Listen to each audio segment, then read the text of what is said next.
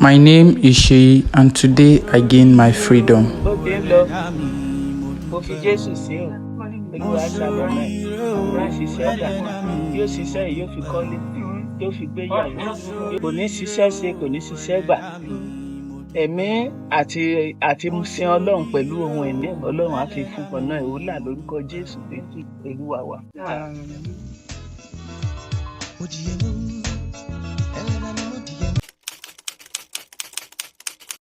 I have a core memory from when I was about 6 or 7 years old. My mom had told us that we were going to be attending an event, and it was the freedom ceremony of a neighbor. And I remember thinking in my young mind, freedom from what? Were they slaves? Were they servants? Is it homecoming from prison? What exactly is that? And I remember sitting on those long benches in front of the house and still just wondering, what does this party mean? Well, years down the line, I think I understand better. I'm sure I must have asked them, but I can't remember the answers I was given. But over the years, I've come to understand what this freedom event is, right? So in Nigeria, a lot of people learn a skill set either as an alternative to formal education or as an addition to formal education, right? And it could be tailoring, plumbing, wiring, or things like that. And at the end of their season of apprenticeship, they have what is supposed to be like a party that is a ceremony rather, that is introducing them to the community, saying this person now has learned all of these things, they have a certificate, and you can call them to work. But I think that what used to be just a celebration of an achievement has somewhat become a form of extortion for a lot of people, right? Now, this whole system is similar to the amazing Boy system by the Igbos, which I genuinely admire and has done so much good in that environment and for their society. But unlike the Boy system, where at the end of the apprenticeship, the person is settled, right? The person who serves the master is settled and given their own shop, and they can now come in and take in goods from their master's shop and sell, and then return and take more, on credit, and just helps both businesses. In this case, at the end of this season, I think the master gets more than and the person serving just pays a lot of money. So one of the first things that is done is that you are given a very long list of things to get. And I have done my research, looked online, and I see that some of these lists are outrageous. Now, disclaimer, my cousin had a very good experience. My cousin, who is the one doing the freedom in this video, had a reasonably good experience compared to the things that I saw on the internet. I think that it has become a form of extortion for a lot of bosses to extort their apprenticeship. Apart from the fact that a lot of these apprentices, they do not have the best experience under these bosses, because they are used, they take a lot of time before they actually begin to teach them anything, and just doing things that do not relate at all to the skill set that they have come to learn. But in this video, I am just going to be taking you along all of the preparations, as you can already see, and everything that it took to organize that ceremony and then get my cousin free, who is now certified as an electrician for wiring and just all solar installation and things like that. So yeah, I hope you enjoyed this video, and if you've had this experience or you know someone who has, please share with me what it was like below and what particular skill set you actually learned, right? So we got there quite early. We were asked to come by 7, but we got there a few minutes before 7, because if we had come late, maybe before the chairman of the organization of electricians, we would have been fined because he was present, at least the chairman of electricians in that town.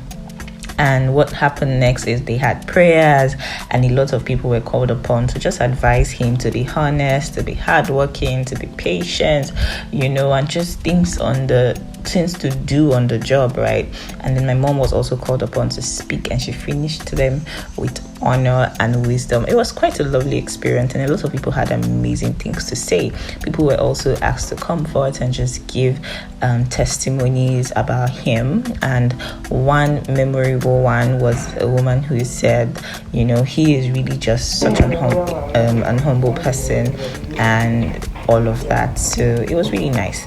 And up next, you remember the tray where there were like things like sugar, salt, honey, just things like that. So those things were going to be used to pray for him. They were going to be used to bless him, right?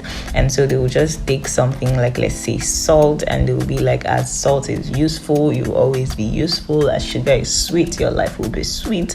Just really things like that. As honey is tasty, you won't suffer, your life will be sweet, and things like that. Just like this head of fish, you will always be the head and not the tail, and just things like that. Bitter cola nut, just things that have significance in the African culture, and they were used to pray for him. If you wonder why he's kneeling down, I'm asking the same question, but it makes sense because most of the things most of the event was prayers and prayers and prayers and prayers. And I think kneeling down kneeling down is a sign of honor, respect, and honor and respect are integral parts of the African culture. So yes, that was what was happening there. And after the prayers were done, we had more speeches, more prayers. This is my mom's friend. She's declaring great words, over him. And it was a really, really, really, really beautiful experience. Also, we had a bit of banter, jokes. Some of the advices were really funny. But it was really nice. And also safety tips and measures and all of that. And he was asked to just look around and see to it that he can call anybody here for help, for assistance, for wisdom, and all of that. So also this is his boss praying for him, and finally just saying, okay, I'll let you go do what you have to do. And then he was asked to go around and collect money, just people, just as a sign of support from everybody. Just like a contribution. Though the money, I do not think it was given to him. I do not know. I think I have to ask him. And if it was, I'm going to call him a share. Because I did all of this videography. And after that, his certificate was given to him. It was such a beautiful moment, and just such a moment of gratitude after all these years, to successfully complete it. And when he went to meet my mom, was just such an emotional and beautiful moment that I really enjoyed watching. There was a bit of singing, and then they were closing prayers, and it was time to eat. So the pounded yam and the egusi and the meat that you had seen us making at the beginning of the video was then distributed to everybody.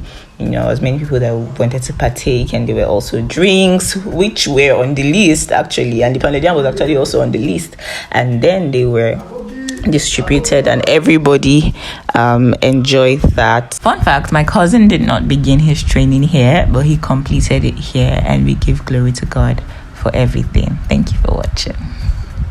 Hi, if you're coming across my video for the first time, it's so good to have you here. If you've been here before, thank you so much for watching again and again and again. Please don't forget to catch up on my other videos, and don't forget to subscribe if you're not yet subscribed. Drop a comment, because I am bringing even more interesting and great content your way. Thank you so much for being here. I love you, and until next time.